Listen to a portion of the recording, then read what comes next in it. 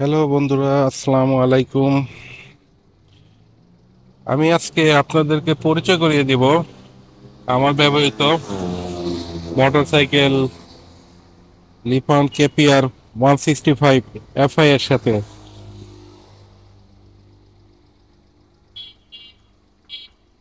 এই গাড়িটি আমি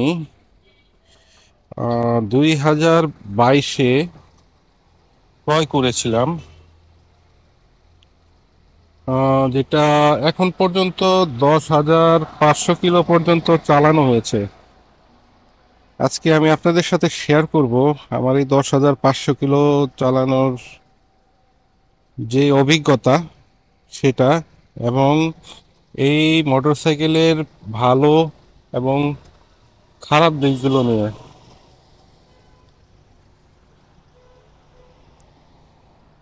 ভালো এবং খারাপ দিকগুলো নিয়ে কথা বলতে হলে প্রথমেই ভালো দিকটা বলা যাক।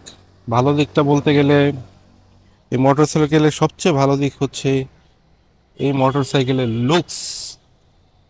লুকস এক কথায় ফ্যান্টাস্টিক। অবভিয়াসলি যে কেউ দেখলে এটা পছন্দ করবে প্রথম দেখাতেই। হ্যাঁ, দুই নাম্বার ভালো দিক হচ্ছে এই মোটরসাইকেলের প্রাইসিং। হ্যাঁ, এই মোটরসাইকেলের প্রাইসিং খুবই ভালো। আমি এই মোটরসাইকেলটি যখন ক্রয় করেছিলাম তখন দাম ছিল 2,08,000 টাকা। বর্তমানে সম্ভবত এটার দাম হয়তোবা 2,20,30-এর মধ্যে রয়েছে। হ্যাঁ, এই গাড়ির আরেকটি ভালো দিক হচ্ছে এর মাইলেজ। এই গাড়িটি 165 সিসি ইঞ্জিন হওয়া সত্ত্বেও এটা মাইলেজ 35 থেকে 40-এর মধ্যে পাওয়া যায়। এবং এই গাড়িটি এফআই হওয়ার কারণে, ফুয়েল ইনজেকশন সিস্টেম হওয়ার কারণে গাড়িটি খুব ভালো মাইলেজ দেয়। আরেকটি ভালো দিক হচ্ছে মোটরসাইকেলের কন্ট্রোলিং এবং ব্রেকিং। কন্ট্রোলিং এবং ব্রেকিং এই মোটরসাইকেলে খুবই ভালো। এটার ডিস্ক 300 এর হওয়াতে ব্রেকিং খুবই ভালো, এবং সামনে দেওয়া হয়েছে, সামনে ও পিছে দেওয়া হয়েছে সিবিএস ব্রেকিং সিস্টেম। এই মোটরসাইকেলে হেডলাইট হিসেবে ইউজ করা হয়েছে প্রজেকশন এলইডি হেডলাইট। এবং এই মোটরসাইকেলের সামনে এবং পিছনে দেওয়া হয়েছে 90/90, এবং পিছনে দেওয়া হয়েছে 130/70 সেকশনের টায়ার। তারপরে এই মোটরসাইকেলের আরেকটি ভালো দিক হচ্ছে এর টপ স্পিড এবং অ্যাক্সিলারেশন। এক কথায় এই মোটরসাইকেলটি দুর্দান্ত অ্যাক্সিলারেশন রয়েছে, এবং টপ স্পিড 120 থেকে 50-এর মধ্যে রয়েছে। যদিও আমি কখনো টপ স্পিড চেক করিনি, বাট যারা চেক করেছে তাদের ভিডিওতে দেখেছি কেউ কেউ 150, 160ও উঠায় ফেলছে। বাট আমি একটা টপ স্পিড সর্বোচ্চ 125-26 পর্যন্ত উঠাতে পেরেছিলাম। যাই হোক, not a bad after all.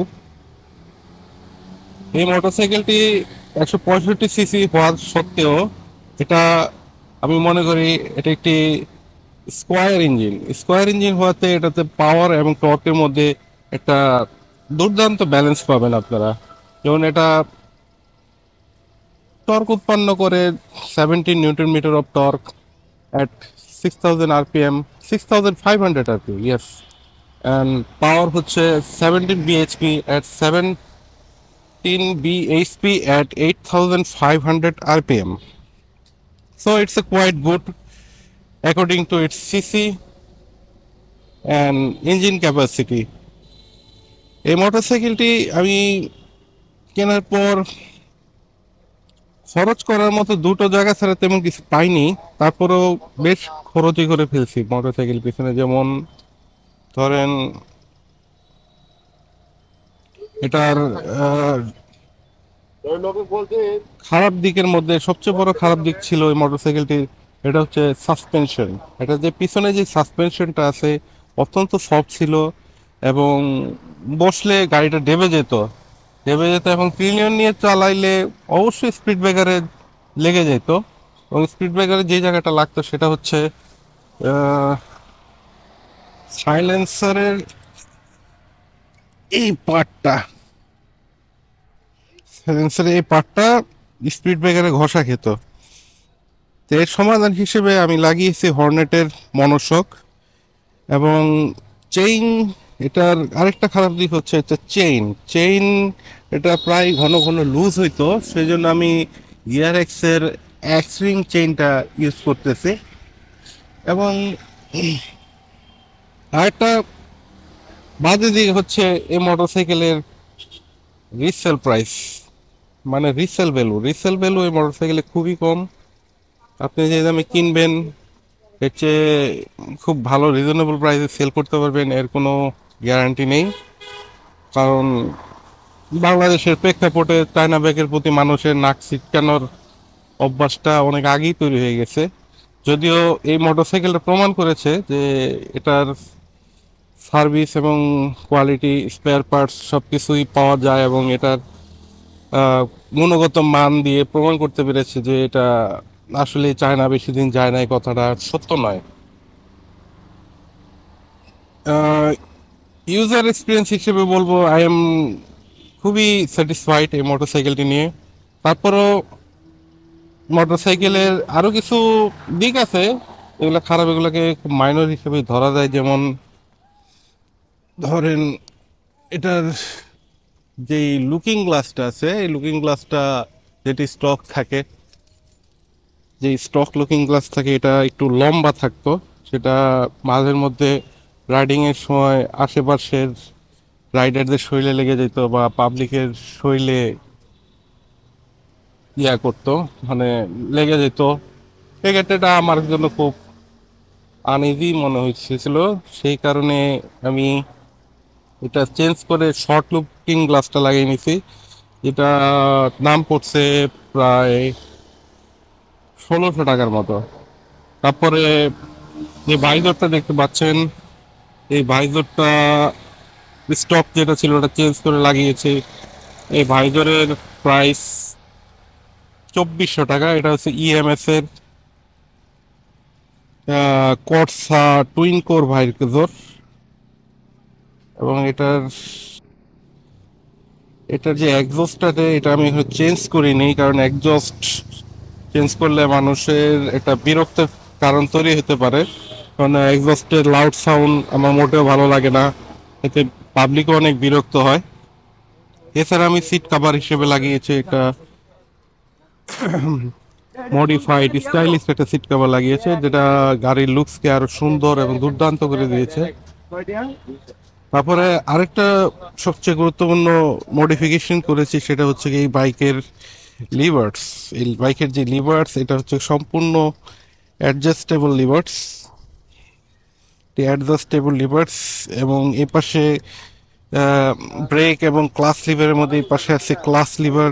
This is very stylish এবং অ্যাডজাস্টেবল, দেখতে খুবই সুন্দর এবং অ্যাডজাস্টেবল। আপনি যে কোনো হাতের সাইজ, যে কোনো সাইজের হাত এটা চালাতে পারবে আশা করা যায়। তবে গাড়ির প্রাইস হিসেবে যেই প্রযুক্তি, যেই জিনিস দিয়েছে, অন্য কোনো ব্র্যান্ডে এরকম জিনিসটা দেয় না। যেমন ধরেন এটা লিকুইড কোল্ড ইঞ্জিন, যেটা আপনি এই প্রাইসে অন্য কোনো মডেলের বাইকে বা অন্য কোনো কোম্পানির বাইকে এই লিকুইড কুল ইঞ্জিনটা পাবেন না। এবং লিকুইড কুল ইঞ্জিনের বাইক এখন তো সুজুকি জিক্সার 250 আসছে, ওই বাইকেও লিকুইড কুল ইঞ্জিন দেওয়া হয় নাই, অথচ আপনি একটা 2 লাখ বা 2.25 লাখ টাকার বাইকে একটা লিকুইড কুল ইঞ্জিন পেয়ে যেতেছেন, যেটা খুবই অভাবনীয় ব্যাপার। তারপরে 2025 সালে এসে এই বাইক কিনা ক্রয় করা ঠিক হবে কিনা সেটা বলবো প্রাইস হিসেবে এই বাইকে যে কনফিগারেশন, স্পেক্স, পাওয়ার দেওয়া হয়েছে, এই হিসেবে এটা খুব ভালোই দেওয়া হয়েছে। এবং স্পেয়ার পার্টস সম্পর্কে যদি বলেন, এই বাইকের স্পেয়ার পার্টস পাওয়া যায়, সব কিছুই পাওয়া যায়। মাঝের মধ্যে কিছু জায়গায় শর্ট পড়ে যায়, তখন দেখা যায় সোর্সিং করতে হয়। এটার এই বাইকের পার্টসের ইম্পোর্টার আছে কয়েকজন, এদের ফেসবুক পেজ আছে, ওদের সাথে কন্ট্যাক্ট করলে হয়তো বা আপনার একটা ব্যবস্থা করে দিতে পারবে। এবং এই গাড়ির অনেক পার্টসই অন্যান্য মোটর সাইকেলের সাথে মিলে যায়। কোনটা কিসের সাথে মিলে এটা যদি জানতে পারেন সেই ক্ষেত্রে আপনার কোনো প্রবলেম হবে না আশা করি। আফটার অল আমি বলবো গাড়ির চালিয়ে খুব ভালো এক্সপিরিয়েন্সই পেয়েছি। আর এটা স্কোয়ার ইঞ্জিন হওয়াতে এটার পাওয়ার পারফরমেন্স কিছুটা R15 বা DSX এর চেয়ে কম হবে, কারণ ওগুলা over square engine plus DOHC technology, তারপরে ভিভিএ টেকনোলজি এগুলো দেওয়া আছে। বাট এই মোটরসাইকেলটা প্রাইস কম, ওই হিসেবে যে পাওয়ার যে কনফিগারেশন যেই কোয়ালিটি দেওয়া হয়েছে, বিল্ড কোয়ালিটি দেওয়া হয়েছে, এটা খুবই ভালো লাগছে। সেই কারণে আমি মোটরসাইকেলটা ইউজ করে আমি অত্যন্ত স্যাটিসফাইড। দ্যাটস ওয়াই আজকে এখানে আসলাম একটা রিভিউ তৈরি করার জন্য, শর্ট রিভিউ, যেটা আপনাদেরকে জানালাম এবং আপনাদেরকে বোঝানোর চেষ্টা করলাম। দ্যাটস ওয়াই আজকের মতো এখানেই শেষ করছি। Tata, bye bye.